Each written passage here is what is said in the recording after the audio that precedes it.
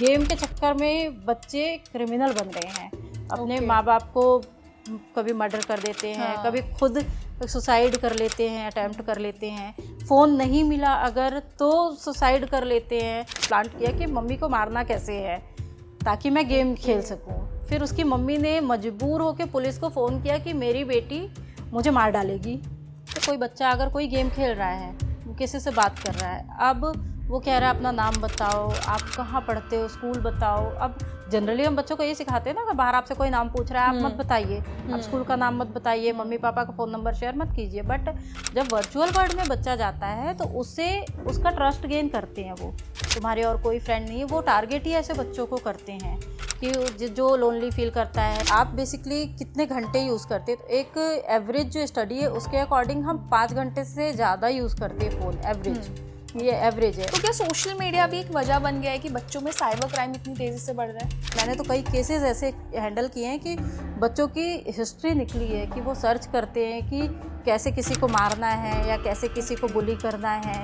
तो bomb threats जो आए हुए थे, जब हम उसे इन्वेस्टिगेट कर रहे थे, तो जब उस पर हमने इन्वेस्टिगेशन किया तो हमें पता चला कि ये बेसिकली किसी बच्चे ने ही सेंड किया है, क्योंकि बच्चे को छुट्टी चाहिए थी, छुट्टी मिल नहीं रही थी। अभी छुट्टी का कुछ तो जुगाड़ करना पड़ेगा। 13-14 साल का बच्चा, अब क्या कर सकते हैं उसके साथ। तो वही है कि एक बच्चे को क्रिमिनल बना दिया सिर्फ किस लिए, छुट्टी के लिए। पेरेंट, मैं अगर सजेस्ट करूँ तो पेरेंट्स को, अगर वो पुलिस बन जाएंगे कि ये नहीं करो वो नहीं करो, बच्चा कभी नहीं मानेगा। आप बच्चे को ये समझाइए कि बेटा ये सही है ये गलत है। तो 11th क्लास की वो बच्ची थी और उस इंस्टाग्राम यूज़ करती थी वो, और इंस्टाग्राम में उन्होंने फ़ोटोज़ काफ़ी सारी अपनी खींच रखी थी फ्रेंड्स के साथ, सोलो, और एक वीडियो बना रखी थी बेसिकली। तो शॉर्ट्स पे टॉवेल लगा के ऐसे कुछ डांस की वीडियो थी उनकी, और सोलो उन्होंने बना रखी थी। अब क्या हुआ, बाय मिस्टेक उनसे वो अपलोड हो गई इंस्टाग्राम पे, बट एटलीस्ट आई थिंक 2 या 3 मिनट तक वो रही होगी इंस्टाग्राम पे। But someone downloaded and circulate this. तो द थिंग्स इज कि वो एम्बेरस हो गई कि मुझे ऐसे क्यों देख रहे हैं। प्रिंसिपल ने उन्हें बुलाया, बोला कि आपने ऐसी फ़ोटो शेयर की है, किसी से तो शेयर की होगी तब तो सर्कुलेट हो रही है। अवेयर होना होगा कि क्या हमें करना है और क्या नहीं करना है सोशल मीडिया प्लेटफॉर्म पे। ये इन्फॉर्मेशन लेते हैं बच्चों से और फिर मिसयूज़ करते हैं उसका, बच्चों को ब्लैकमेल करने के लिए। आपके आइडियल्स इन्फ्लुएंसर्स होते हैं। अब इन्फ्लुएंसर्स में भी एक प्रॉब्लम है डीप फेक की। तो कौन सी वीडियो डीप फेक है, कौन सी रियल है, ये भी पता नहीं चल पाता। तो इंस्टाग्राम जो है वो डिस्ट्रैक्शन है एक। तो इंस्टाग्राम में हम थोड़ा सा एंटरटेनमेंट देख लेते हैं, बट अगर वो हम 4 घंटे 5 घंटे देख रहे हैं तो दैट इज़ नॉट गुड। तो हम क्या कर सकते हैं, उस पर रिस्ट्रिक्शन लगा सकते हैं। तो डिजिटल वेलबींग के आप जाके सेट कर सकते हैं कि मुझे 1 घंटे ही इंस्टाग्राम यूज़ करना है। एटलीस्ट हम बच्चे में इतना ट्रस्ट तो बना के रखें कि वो हमसे आके बता सके चीज़ों को। तो वो ट्रस्टेड पर्सन बनना है कि बच्चा आपसे डिस्कस कर सके, आपसे डरे ना। पैसे लगाती है इस पर, सट्टा जिसे बोलते हैं। तो वो अब एप्लीकेशन पे शिफ्ट हो गया है। अब एप्लीकेशन आप इंस्टॉल कर लो, वो आपसे एज लिमिट पूछता है, बट अब कोई वैलिडेशन, उनके पास कोई ऐसा पैरामीटर नहीं है वो चेक कर ले। जैसे अगर 13 ईयर का कोई बच्चा अगर या 15 ईयर का एंटर कर रहा है, तो उनके पास अगर 18 प्लस रिस्ट्रिक्शन है, तो 18 प्लस वो वैलिडेशन कैसे करेंगे।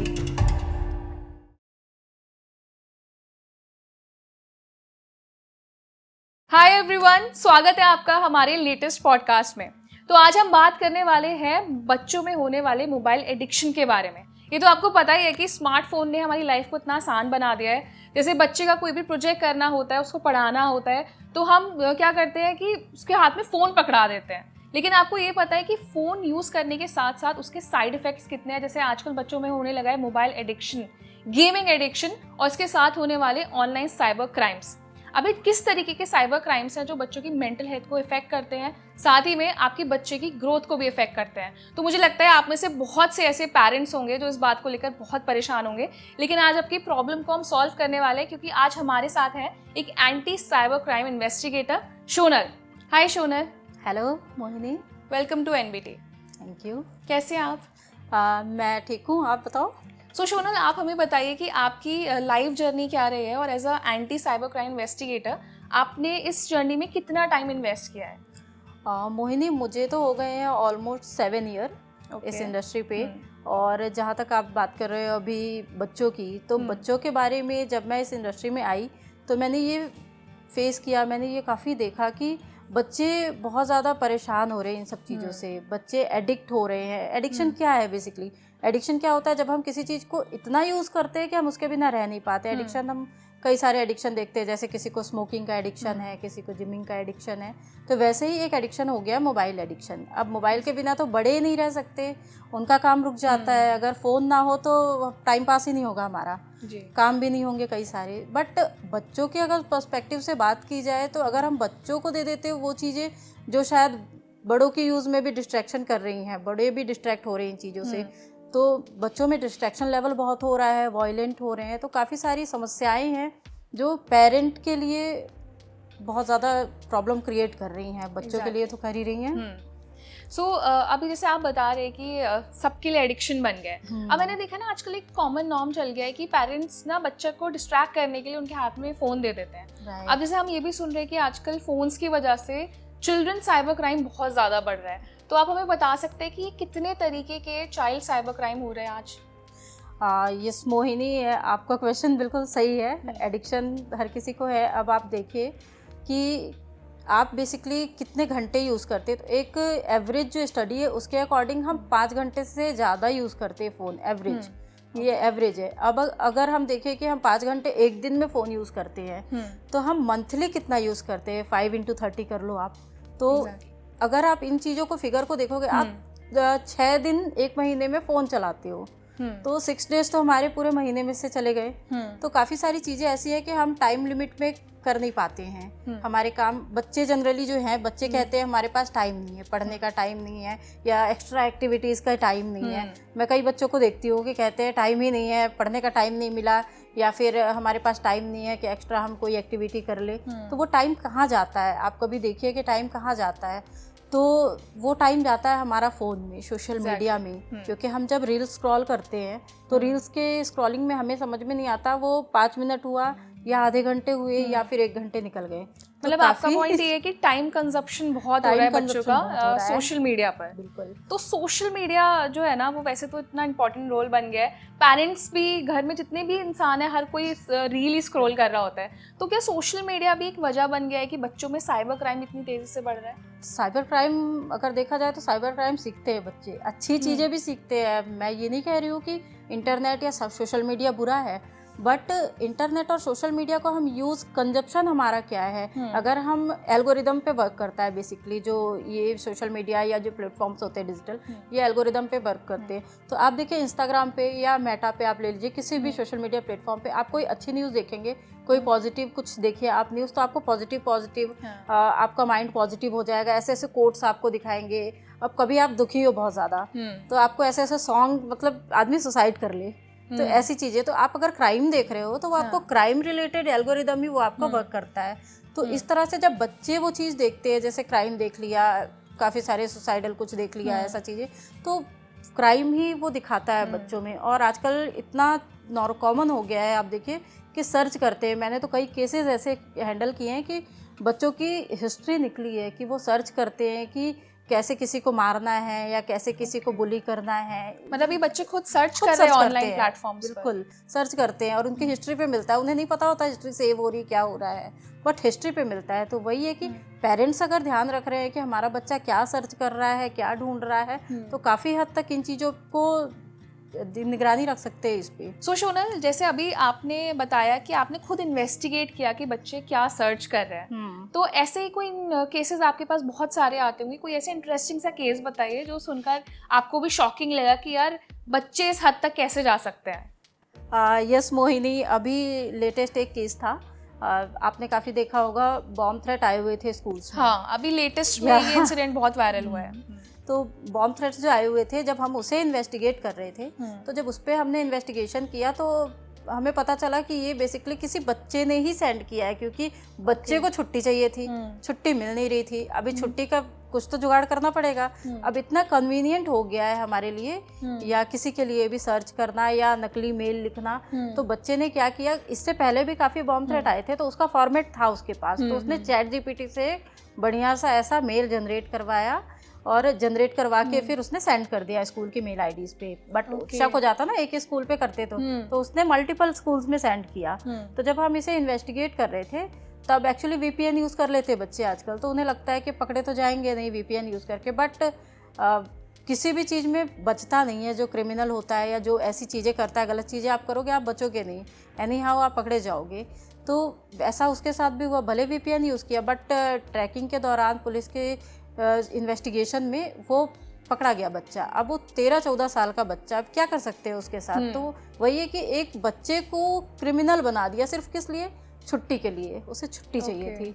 तो ये पॉइंट होता है कि ऐसे क्राइम्स धीरे धीरे बढ़ते हैं। अब आप अगर उसे क्रिमिनल ही घोषित कर दोगे या बता दोगे कि ये इसने किया है, तो बाकी समाज के लोग जज कर लेंगे, जज बन जाएंगे, जज बन के ये क्रिमिनल है, बल्कि वो बच्चा है, क्रिमिनल नहीं है, उसकी मेंटालिटी समझिए आप। तो इसीलिए ये चीज़ भी है कि बच्चे क्राइम के प्रति ऐसे अट्रैक्ट होते हैं, उन्हें पता नहीं होता एग्जैक्टली दिस इज क्राइम। तो ये इंसिडेंट तो आपने बहुत शॉकिंग बताया है कि एक छुट्टी के लिए बच्चे ने पूरा एआई की मदद ली। ऑफ कोर्स एआई आजकल इतना एडवांस हो गया है और एआई से हर काम किया जा सकता है। तो एज अ इन्वेस्टिगेटर आप पेरेंट्स को क्या एडवाइस कर सकते हैं, क्योंकि देखिए सोशल मीडिया टूल्स हैं, बच्चे यूज़ भी करेंगे क्योंकि इससे टाइम बहुत बचता है, एफर्ट बचता है, लेकिन ऑफ कोर्स ये मानना है मेरा भी कि कुछ गाइडलाइंस होने चाहिए उसको यूज़ करने की, या कुछ लिमिटेशंस होनी चाहिए। तो आप बता सकते हैं कि जैसे ये जो सोशल मीडिया के थ्रू जो क्राइम हुआ है, इससे कैसे बचा जा सकता है? मोहिनी, तरीके बहुत है, और एज अ पेरेंट मैं अगर सजेस्ट करूँ तो पेरेंट्स को, अगर वो पुलिस बन जाएंगे कि ये नहीं करो वो नहीं करो, बच्चा कभी नहीं मानेगा। आप बच्चे को ये समझाइए कि बेटा ये सही है, ये गलत है। जैसे हम गुड टच बैड टच की एजुकेशन देते हैं स्कूल में कि this is good touch, this is bad touch. तो सेम आप जो डिजिटल हमारा प्लेटफॉर्म है, डिजिटल जो युग है हमारा, तो उसमें हम नेटिकेट एक वर्ड यूज़ करते हैं, नेटिकेट, नेट एटिकेट। तो नेट में जो एटिकेट आपको फॉलो करने हैं, डिजिटल वर्ल्ड में जो आपको एटिकेट फॉलो करने, आप वो समझाइए कि अगर आप किसी को गाली देते हो या किसी को अब्यूजिव वर्ड बोलते हो, दिस इज़ रॉन्ग। अगर आप कोई बॉम्ब थ्रेट जैसे मेल करते हो किसी को, तो दिस इज़ रॉन्ग। अगर आप अपने प्रोजेक्ट के लिए किसी प्लेटफॉर्म को यूज़ कर रहे हो, कनेक्टिविटी के लिए यूज़ कर रहे हो, दिस इज़ राइट। तो राइट और रॉन्ग में अगर आप फ़र्क बता देंगे एक बच्चे को, तो शायद वो मिसगाइड नहीं होगा कभी। Okay, very useful. लाइक जैसे सोनल ने बताया कि भाई पेरेंट्स को अपने बच्चों को नेटिकेट्स ज़रूर सिखाने हैं, और जो जो टिप्स उन्होंने बताए वो आपको ज़रूर फॉलो करने हैं अगर आप चाहते हैं कि आपका बच्चा सोशल मीडिया का मिसयूज़ ना करे। अब सोशल मीडिया से लिंक ना आजकल बच्चों में ब्लैकमेलिंग बहुत की जाती है। बहुत ऐसे साइबर क्राइम्स सुने हैं मैंने जहाँ पर सोशल मीडिया प्लेटफॉर्म्स का इस्तेमाल करके बच्चों में ब्लैकमेलिंग बहुत कॉमन हो चुकी है। तो क्या आपके पास ऐसे केसेस आए हैं? या एक केस अभी हमने देखा था, एक बेसिकली 11th क्लास की बच्ची थी। तो 11th क्लास की बच्ची थी, फ़ोन तो होता ही है बच्चों के पास, और 11th क्लास में ऑब्वियसली फ़ोन होगा क्योंकि कोविड के बाद अब तो सारे बच्चों के पास फ़ोन है। तो 11th क्लास की वो बच्ची थी और उस इंस्टाग्राम यूज़ करती थी वो, और इंस्टाग्राम में उन्होंने फ़ोटोज़ काफ़ी सारी अपनी खींच रखी थी फ्रेंड्स के साथ, सोलो, और एक वीडियो बना रखी थी बेसिकली। तो शॉर्ट्स पे टॉवेल लगा के ऐसे कुछ डांस की वीडियो थी उनकी, और सोलो उन्होंने बना रखी थी। अब क्या हुआ, बाय मिस्टेक उनसे वो अपलोड हो गई इंस्टाग्राम पे। जब इंस्टाग्राम पे वो अपलोड हो गई तो फ्रेंड्स जितने थे, जो भी उनके इंस्टाग्राम पे लोग थे, क्योंकि देखिए सोशल मीडिया पे कई लोग ऐसे ऐड होते हैं जिन्हें हम जानते नहीं हैं पर्सनली, तो ऐसा हुआ कि जैसे ही वो फ़ोटो इंस्टाग्राम पे अपलोड हुई, तो उस बच्ची ने, जैसे ही उसे पता चला, किसी ने देखा, नोन ने बताया कि तुम्हारी ऐसी photo semi explicit kind of things थी, तो उसने, किसी ने बताया कि फ़ोटो अपलोड हो गई है, तो वो जाके उसने डिलीट किया। बट एटलीस्ट आई थिंक 2 या 3 मिनट तक वो रही होगी इंस्टाग्राम पे, but someone downloaded and circulate this. तो किसी ने डाउनलोड करके जब सर्कुलेट कर दिया, तो उसके स्कूल पे भी ये सर्कुलेट हुआ, ये जो वीडियो थी कि इसने ऐसी टाइप की वीडियो बनाई हुई है। जब उसने स्कूल में एंटर किया तो द थिंग्स इज़ कि वो एम्बेरस हो गई कि मुझे ऐसे क्यों देख रहे हैं। प्रिंसिपल ने उन्हें बुलाया, बोला कि आपने ऐसी फ़ोटो शेयर की है, किसी से तो शेयर की होगी तब तो सर्कुलेट हो रही है। तो she said like no ma'am, I don't know कैसे हुआ। तो वो शर्मिंदगी जो थी बच्चे में, अब वो अपने पेरेंट्स से कैसे बताए। पेरेंट्स को कॉल किया, टीचर ने बोला कि अब क्या करें। अब पेरेंट्स गवर्नमेंट जॉब में थे दोनों, अब वो समझ नहीं पा रहे थे कि हुआ कैसे। वो बच्चे को डांट रहे हैं, जबकि बच्चे की इतनी बड़ी गलती नहीं थी, वो बाय मिस्टेक तो हमसे आपसे भी हो सकता है। exactly. तो वही टिप्स मैं देना चाहूँगी कि अपनी प्रिवेसी आप सेट रखिए। आपको क्या फ़ोन पे रखना है, क्या अपलोड करना है, इस चीज़ का ध्यान रखना बहुत ज़रूरी, क्योंकि हम जैसे स्मार्टफोन यूज़ करते हैं तो हमें भी स्मार्ट होना होगा। हमें भी education is other thing and awareness is other thing. तो अवेयर होना होगा कि क्या हमें करना है और क्या नहीं करना है सोशल मीडिया प्लेटफॉर्म पे। रिस्ट्रिक्शन होना है। आजकल लाइक और व्यूज़ के लिए लोग काफ़ी सारी चीज़ें कर देते हैं, ऐसे उटपटांग सी चीज़ें होती हैं कि ये ट्रेंड में है, वो ट्रेंड में है, तो इन सब चीज़ों को लेके ट्रेंड बना लेते हैं लोग। तो ट्रेंड के चलते हुए और लाइक्स फॉलोवर्स बढ़ाने के चक्कर में तो काफ़ी सारी चीज़ें, बच्चे भी ऐसी चीज़ कर देते हैं जो शायद उनका डिजिटल फुटप्रिंट जो बनता है वो आगे चल के उनको प्रॉब्लम क्रिएट कर सकता है, क्योंकि वो कभी डिलीट नहीं होता। एग्जैक्टली और सबसे बड़ी बात ये है कि जैसे हम अडल्ट्स होते हैं, अडल्ट्स में फिर भी अवेयरनेस होती है कि हमें क्या पोस्ट करना है क्या नहीं, लेकिन वही चीज़ें जो बच्चे हमारे साथ रहते हैं वही सीखते हैं, वही इंप्रेशन जाता है, उनको लगता है कि बड़े काम कर रहे हैं तो हम भी वही काम करेंगे। तो आई थिंक इस चीज़ में पेरेंट्स को बहुत टेक केयर करना है कि किस तरीके से सोशल मीडिया का यूज़ करना है। अब इसी के साथ एक टॉपिक में बात करना चाहती हूँ, मोबाइल एडिक्शन। अभी जो हमने सोशल मीडिया की बात की उससे ही आई थिंक रिलेटेड होता है मोबाइल एडिक्शन। तो आपके पास आई थिंक कि कुछ मोबाइल एडिक्शन के केसेस आते होंगे, तो आप उनको कैसे सॉल्व करते हैं? एडिक्शन के तो मोहिनी ऐसे केसेस आते हैं, छोटे छोटे बच्चों को हम फ़ोन दे देते हैं। जैसे हम अगर वेब सीरीज़ देख रहे हैं, कोई बच्चा डिस्टर्ब कर रहा है, हम बच्चे को बोलते हैं फ़ोन लो और जाओ दूसरे रूम में गेम खेलो या यूट्यूब देखो। अब बच्चा यूट्यूब पे क्या देख रहा है हमें एग्जैक्टली पता नहीं होता है। अब बच्चा अगर गेम खेल रहा है तो गेम पे वो किससे क्या इन्फॉर्मेशन शेयर करे, बच्चे को नहीं पता कि सामने वाला रियल है या क्या एज है। सामने वाला अगर बता रहा है मैं 7 साल का हूँ तो बच्चा समझ रहा है 7 साल का है, या फिर बच्चा मान लीजिए आपका 15 साल का है। तो अगर ऑनलाइन कोई अगर उससे बात कर रहा है, 50+ एज का हो सकता है, 40+ एज का हो सकता है, और हो सकता है वो प्रेडेक्टर हो। तो इन लोग जो होते हैं ये इन्फॉर्मेशन लेते हैं बच्चों से और फिर मिसयूज़ करते हैं उसका, बच्चों को ब्लैकमेल करने के लिए। तो इन चीज़ों का ध्यान रखना बहुत ज़रूरी है कि ऑनलाइन वर्ल्ड में आपके बच्चे किससे इंटरेक्ट हो रहे हैं, किससे इन्फ्लुएंस हो रहे हैं। तो मोहिनी पहले जो आइडियल होते थे तो आइडियल अलग होते थे, किरण बेदी होती थी या सचिन तेंदुलकर होते थे, तो ऐसे आइडियल हुआ करते थे। अब के आइडियल्स इन्फ्लुएंसर्स होते हैं। अब इन्फ्लुएंसर्स में भी एक प्रॉब्लम है डीप फेक की। तो कौन सी वीडियो डीप फेक है, कौन सी रियल है, ये भी पता नहीं चल पाता है। बच्चे कैसे आइडेंटिफाई करेंगे? एक बड़ा है वो तो फिर भी एक बार समझ जाएगा कि शायद ये गलत हो सकता है या मॉडिफाइड हो सकता है, डीप फेक कंटेंट हो सकता है। बच्चों को तो सब रियल लगता है। तो बच्चों में ये चीज़ें भी कॉमन होती हैं कि बच्चे ट्रस्ट कर लेते हैं जल्दी, तो बच्चे उनसे इन्फ्लुएंस हो जाते हैं और फिर वही चीज़ें करते हैं जो उनका इन्फ्लुएंसर करता है। हाँ एग्जैक्टली ये आजकल बहुत होने लगा है, बहुत कॉमन है कि इन्फ्लुएंसर जो कर रहा है हमको वही रिपीट करना है। अच्छा, अभी आपने मेंशन किया था कि गेमिंग वर्ल्ड में जैसे बच्चे कनेक्ट करते हैं, तो आई थिंक मैं गेमिंग पे भी बात करने वाली थी। एक बहुत वाइड टॉपिक है, तो आप ये बता सकते हैं कि ऑनलाइन गेमिंग एडिक्शन जो है वो ऑफ कोर्स बच्चों में बढ़ रहा है। तो एक पॉइंट आपने बताया कि इसमें जो बच्चे इंटरेक्ट करते हैं, शायद पेरेंट्स को ही पता ही नहीं होगा कि ऑनलाइन गेमिंग में लाइव इंटरेक्शन भी होता है। उनको तो लगता है कि बच्चे ने हेडफोन्स लगाया और वो गेम पर बिजी है। तो इस तरीके के इंसिडेंट्स और ऑनलाइन गेमिंग के बारे में आप थोड़ा सा और एक्सप्लेन कर सकते हैं? जी मोहिनी, एक्चुअली ऑनलाइन गेमिंग के फ़ायदे भी बहुत हैं। ऑनलाइन गेमिंग पे जब हम गेम खेलते हैं तो हमारी काफ़ी सारी प्रॉब्लम सॉल्विंग स्किल जो हैं वो डेवलप होती हैं। हम ग्रुप पे, कई गेम ग्रुप वाले होते हैं तो हमें ग्रुप कोऑर्डिनेट करना आता है कि ग्रुप कोऑर्डिनेट कैसे करना है। तो गेम से काफ़ी सारी चीज़ें अच्छी भी होती है, बट गेम अगर आप ज़्यादा खेलते हो, अगर आपको एडिक्शन हो जाता है, आपके बच्चे को एडिक्शन हो जाता है, पूरे पूरे दिन गेम खेलते हैं बच्चे, फिर 24-24 घंटे गेम खेल रहे हैं, तो वो एडिक्शन जो है वो नुकसान करता है। अगर आप गेम खेल रहे हैं, गेम खेलिए, फिर आप डिटॉक्स हो जाइए। डिटॉक्स दैट मीन्स कि आप कोई हॉबी में अपने टाइम इन्वेस्ट कीजिए, या फिर आप गाने सुनिए, फिज़िकल एक्टिविटी कीजिए, जो फिज़िकल गेम्स है वो खेलिए। तो बच्चों को ये चीज़ें करनी चाहिए कि गेम जो है, तो गेम WHO ने इसे डिसऑर्डर घोषित किया है। ओके। तो ये एक बहुत बड़ी प्रॉब्लम है, और गेमिंग के थ्रू हम देखते हैं कि काफ़ी हमने पढ़ा भी है कि गेम के चक्कर में बच्चे क्रिमिनल बन रहे हैं।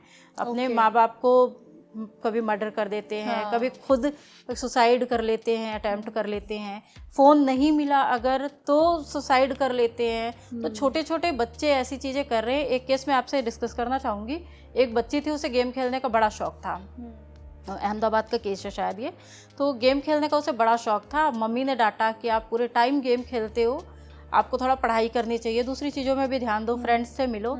बट अब वो आइसोलेटेड इन्वायरमेंट में हो जाते हैं बच्चे, क्योंकि वो गेम में बिजी रहते हैं, किसी से मिलते नहीं हैं, तो शाइनेस होती है उनके अंदर वो चीज़, उन चीज़ों को लेके, तो वो इंटरेक्शन करती नहीं थी, कभी जाती नहीं थी।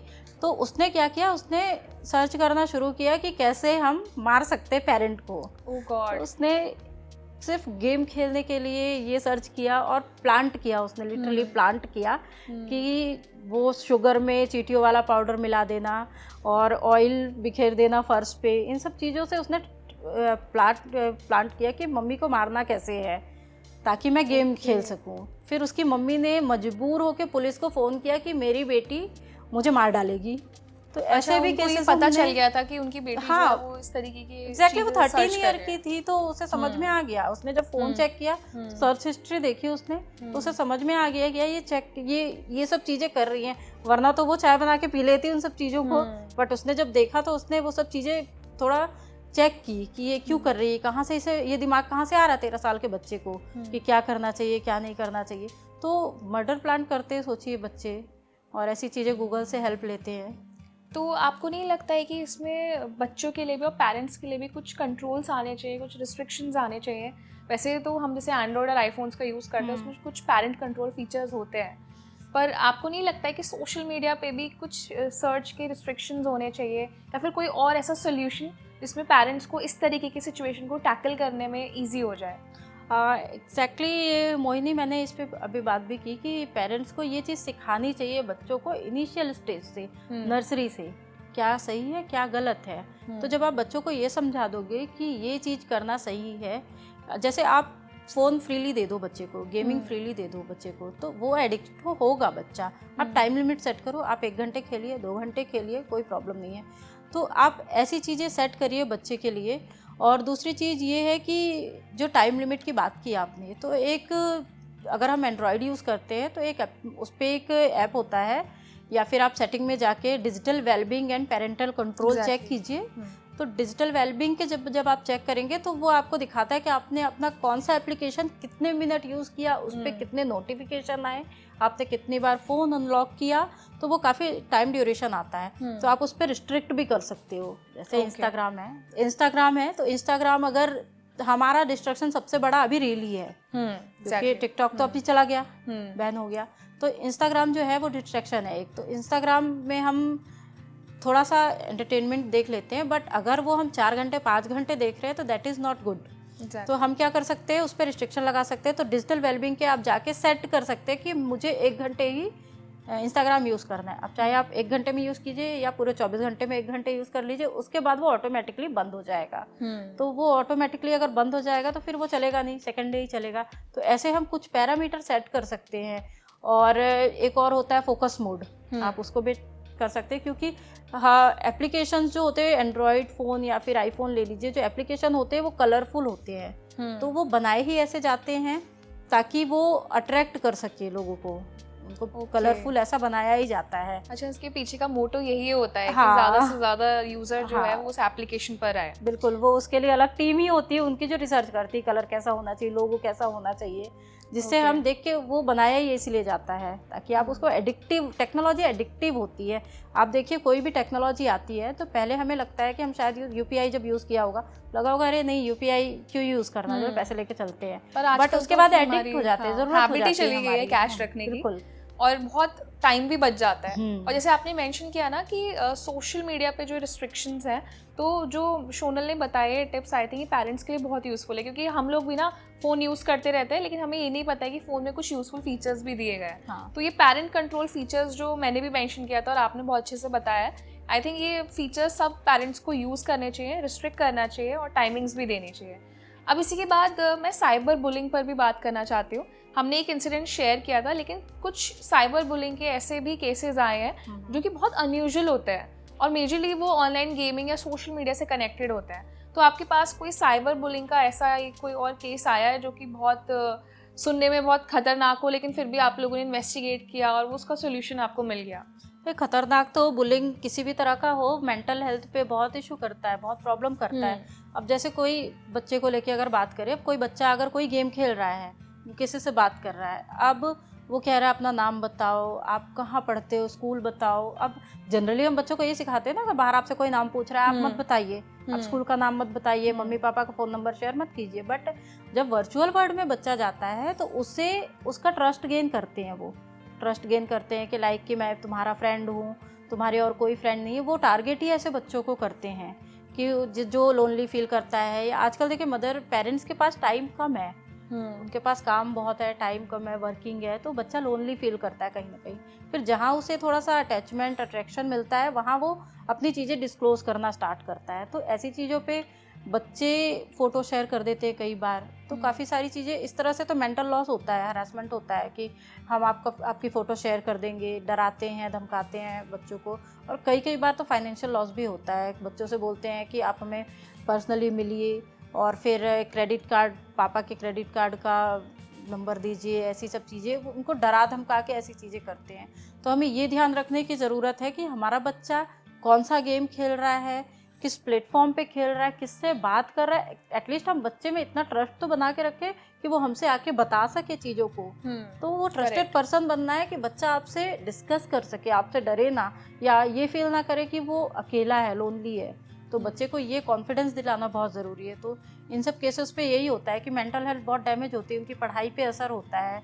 क्योंकि आपको अगर कोई बार बार, अब जैसे वैलिडेशन, जो बच्चे आजकल वैलिडेशन जो है वो लेते हैं सोशल मीडिया से। जैसे एक फ़ोटो किसी ने अपलोड कर दी सोशल मीडिया पे, अब उस पर अगर किसी ने लिख दिया तो मोटा लग रहा है, कोई मोटा, कोई पतला, कोई काला गोरा, अगर किसी ने ऐसा कमेंट कर दिया, अब बच्चे के जो माइंड पे वो चलता रहता है कि मैं रियल में मोटा हूँ क्या, या लड़कियाँ जो जैसी हैं तो वो मैं सच में अच्छी नहीं दिख रही हूँ क्या, कंपैरिजन करते हैं वो। तो जब कंपैरिजन की बात आती है, हर कोई एक जैसा नहीं होता, तो वो एक्सेप्टेंस जो है, वो वैलिडेशन जो है, वो सोशल मीडिया से लेते हैं, और ऐसे लोगों से लेते हैं जिनको वो जानते भी नहीं हैं। मतलब मेंटली बहुत ज़्यादा इम्पैक्ट होता है बच्चों पे सोशल मीडिया गेमिंग से। बिल्कुल बिल्कुल, वो डिप्रेशन में चले जाते हैं कई कई बार तो। हाँ शुनल, आजकल जो साइबर क्राइम हो रहा है उसमें एक वर्ड बहुत कॉमन सुनने में आता है, गैम्बलिंग, और ये अलग अलग तरीके से शायद किया जाता है। सो क्या बच्चों में भी ये वर्ड कॉमन हो गया है? मतलब बच्चे भी ऑनलाइन सोशल मीडिया प्लेटफॉर्म्स के थ्रू गैम्बलिंग करते हैं? यस मोहिनी, कॉमन तो हो गया है, क्योंकि गेमिंग गैम्बलिंग अब एक जैसा हो गया ऑलमोस्ट। हम देखते हैं जैसे स्कूल के बच्चे हैं या कॉलेज के बच्चे हैं, तो बच्चे होते हैं उनके पास पैसे सोर्सेस कम होते हैं। तो जब सोर्सेस कम होते हैं तो इन सब चीज़ों से वो सोचते हैं कि अगर मेरे पास 300 रुपये है तो इसे मैं डबल कर लूँ। तो इन सब चीज़ों को लेके काफ़ी बार वो गैम्बलिंग में या इन सब गेमिंग के जो होते हैं, जैसे ड्रीम 11 का हो गया, एक एग्जांपल ले लीजिए कि पैसे लगाती है इस पे, सट्टा जिसे बोलते हैं, तो वो अब एप्लीकेशन पे शिफ्ट हो गया है।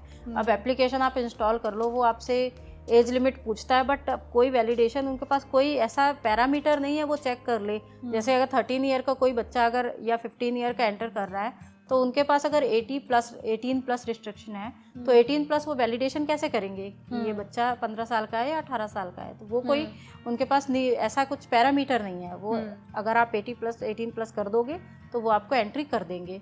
अब आपने इंस्टॉल कर लिया, आपने पैसे डाल भी दिए उस पर, अब उसके बाद कॉलेज वाले बच्चे क्या सोचते हैं कि हम पैसे अपने डबल कर ले, ट्रिपल कर ले, इन सब चीज़ों में वो लगा देते हैं। तो कई बार क्या होता है, बच्चे फैमिली से लेके, अपने दोस्तों से उधार लेके इन सब चीज़ों में पैसे लगा देते हैं, उसके बाद पैसे आते नहीं हैं। एक केस अभी रिसेंटली मेरे पास आया था, तो एक कॉलेज का बच्चा था, उसने एक वर्क फ्रॉम होम करके कोई था, तो उसके पास मैसेज आया आपको वर्क फ्रॉम होम करना है, तो उसने बोला कि हाँ कर सकते हैं, 1 घंटे देने होंगे आपको। उन्होंने बड़ी फैमिलियर वर्ड में यूज़ किया, अमेज़ॉन से बोल रहे हैं, और आपको 1 घंटे काम करना है, और कुछ चैनल्स हम आपको देंगे, कुछ चीज़ें देंगे, आपको रिव्यू लिखना है, उसके बाद स्क्रीनशॉट हमें भेज देना, हम आपको पैसे सेंड कर देंगे। कुछ पैसे उन्होंने सेंड किए भी, उसके बाद ऐसे सेंड करके जैसे इन्होंने सब्सक्राइब किया या रिव्यू दिया, उसके बाद उन्होंने पैसे सेंड किए, जब 100 रुपये, 150 रुपये, 1000 रुपये ऐसे देते गए वो काम, और वो करता गया, तो उसे ट्रस्ट हो गया कि पैसे आ तो रहे हैं। फिर जब एक समय आया जब उसे बोला गया 50,000 रुपये आप जब लगाओगे तो आपको 10 मिनट के अंदर 80,000 रुपये मिलेंगे, तो उसने सोचा कि 10 मिनट में 80,000 रुपये मिलेंगे, तो मैं एक काम करता हूँ, किसी से उधार ले लेता हूँ, उसके बाद फिर मैं 80,000 रुपये जब मिल जाएंगे तो मैं 50,000 उसे वापस कर दूंगा। उसने ले लिए। अब उसने जब ले लिए फिर नहीं आए, वो अटक गए। उन्होंने बोला अभी 80 तो हो गए हैं, डैशबोर्ड पे दिख रहा है, तो एक काम करो आप 1 लाख और लेके आओ, उसके बाद ये 80 और 1 लाख आप एक साथ विड्रॉ कर लेना। तो उसने सोचा कि अब 1 लाख और लाना पड़ेगा। अब जो उसने 50,000 फंसाए थे, उस चक्कर में उसने 1 लाख का भी जुगाड़ किया इधर उधर से लेके। अब जब उसने 1 लाख भी लगा दिए, उसके बाद फिर वो पैसे भी उसके नहीं आए। वो बच्चा था, उसके बाद वो पैसे नहीं ले सकता था किसी से भी, क्योंकि उसने मामी मौसी सबसे ले लिया थोड़े बहुत पैसे, उधार ले लिया, झूठ बोल के कभी कुछ करके ऐसे ले लिया वर्क फ्रॉम होम के लिए। अब जब इतना हो गया, उसके बाद फिर उसने बताया कि मेरे साथ तो ऐसा हो गया है, लॉस हो गया मेरा, ये पैसे नहीं दे रहे। उसके सिस्टर ने मुझे कॉल किया, उसने बोला ये बात नहीं कर रहा है किसी से, तो क्या करूं मैं। तो मैंने बोला पहले तो उससे जिम्मेदार मत ठहराओ, ब्लेम मत करो, बड़े बड़े ऐसे फंस रहे हैं वर्क फ्रॉम होम में, तो टास्क बेस्ड फ्रॉड में तो बड़े बड़े ट्रैप हो रहे हैं, तो आप उसे ब्लेम मत करो। ये आप कहिए ये चीज़ की चाहे आपका 500 रुपये जाए, चाहे आपका 5,000 जाए, आप कंप्लेन कीजिए 1930 पे, इमीडिएट कंप्लेन कीजिए। हमने उसे वही गाइड किया कि आप इमीडिएट कंप्लेन करो, नियरेस्ट पुलिस स्टेशन जाओ, फॉलो अप करो। ये नहीं कि आपने रिपोर्ट कर दी तो बस ख़त्म आपका काम, आप फॉलो अप भी करो उनके साथ में, वो आपकी जिम्मेदारी है, क्योंकि आप विक्टिम हो तो आपकी जिम्मेदारी, आप फॉलो अप करो। जैसे आप बीमार पड़ते हो तो क्या आप डॉक्टर को बता के एक बार जाके ख़त्म कर देते हो, फॉलो अप करते हो ना, तो वो फॉलो अप करना होता है। तो फॉलो अप बताया हमने कि फॉलो अप करिए आप। फिर मैंने उसे मेंटली ये चीज़ भी बताई कि आप परेशान मत हो सकता है आपके पैसे वापस आ जाए, और अगर नहीं भी आते हैं तो उसकी सिस्टर, मैंने बोला उसे ब्लेम मत करो, आप ये समझ लो कि ये वो फीस थी उसके वो सीखने की। अब वो कभी साइबर क्राइम का शिकार नहीं होगा, क्योंकि उसने फीस पे कर दी, चाहे किसी के 500 रुपये जाए या 5,000 जाए, 5 लाख जाए, वो उसकी फीस है। तो बेसिकली ये होता है कि साइकोलॉजिकल गेम होता है। तो स्कैमर्स जो हैं वो इस तरह का माहौल ही क्रिएट कर देते हैं, या तो डरा देंगे, या तो लालच देंगे, या तो पैनिक क्रिएट कर देंगे, जैसा हमने डिजिटल अरेस्ट के केसेस में देखा, पैनिक क्रिएट कर देते हैं। तो उन सब ट्रिक का यूज़ करके स्कैमर्स जो होते हैं तो ये विक्टिम्स को ट्रैप करते हैं, और एनीवन कैन ट्रैप्ड, कोई भी ट्रैप हो सकता है, हम हो सकते हैं, आप हो सकते हैं, कोई भी हो सकता है। तो इसीलिए जो विक्टिम है उसका सपोर्ट करना चाहिए, समझाना चाहिए, ना कि ब्लेम करना चाहिए तूने ऐसा कर दिया। क्योंकि मान लो कि उस मेंटल स्टेटस में उसने अगर सुसाइड कर लिया या कोई गलत कदम उठा लिया, तो जिंदगी पैसों के सामने हार गई वो वाला हाल हो जाता है। तो जिंदगी बच गई वो बड़ी बात थी, पैसे तो आ जाएंगे। तो वही था, हमने उसे कंसल्ट किया कि बच्चा इट्स ओके, अगर वो कुछ अच्छा ही करना चाह रहा था अपनी फैमिली के लिए या अपने लिए पैसे कमाना चाह रहा था, बट शॉर्टकट आप कभी यूज़ करने मत सोचिए, किसी भी चीज़ का शॉर्टकट कहीं नहीं होता। तो अगर पैसे कमाने का शॉर्टकट आपको मिल रहा है तो थोड़ा सा एक बार ये चीज़ें आप सोचो कि शॉर्टकट क्यों मिल रहा है। एग्जैक्टली तो ये जो ऑनलाइन गैम्बलिंग का इंसिडेंट आपने बताया ये बहुत शॉकिंग था, और मुझे लगता है कि इस इंसिडेंट को सुन के ना बहुत सारे पेरेंट्स अलर्ट भी हो जाएंगे कि बच्चे इस तरीके के ऐप्स पहली बात तो यूज़ ही क्यों करते हैं। एक एज रिस्ट्रिक्शन होता है इन ऐप्स का, और अगर वो यूज़ भी कर रहे हैं तो उन्हें एक बार वेरीफाई करना चाहिए कि किस तरीके से उस ऐप का यूज़ किया जा रहा है। तो ये बहुत अच्छा केस आपने बताया। तो सोनल, इसी के साथ हमारे व्यूअर्स को, और स्पेशली जो पेरेंट्स ये वीडियो देख रहे हैं ना, उनको भी ये बताइए कि कौन कौन से सोशल मीडिया एथिक्स पेरेंट्स को फॉलो करने हैं और कौन से कंट्रोल्स उनको बच्चों से फॉलो कराने हैं। मोहिनी, बहुत सारी ऐसी चीज़ें हैं जो पेरेंट्स को करनी चाहिए।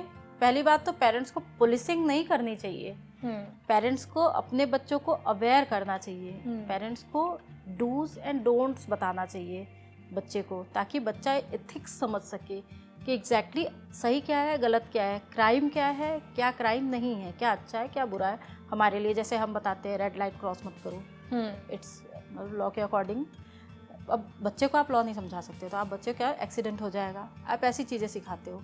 तो इसीलिए आप इस तरह की ट्रिक्स फॉलो करिए। और दूसरी चीज़ ये है कि आप अपने फ़ोन पे हमेशा 2 फैक्टर ऑथेंटिकेशन इनेबल रखिए, प्रिवेसी का ध्यान रखिए। अब पेरेंट्स ही ओवर शेयरिंग कर देते हैं, छोटा बच्चा पैदा होता है और वो शेयरिंग करने लगते हैं अपने छोटे से बच्चे का डेटा जो होता है, फ़ोटो होती है, कब उसने चलना सीखा, कब पहला वर्ड बोला।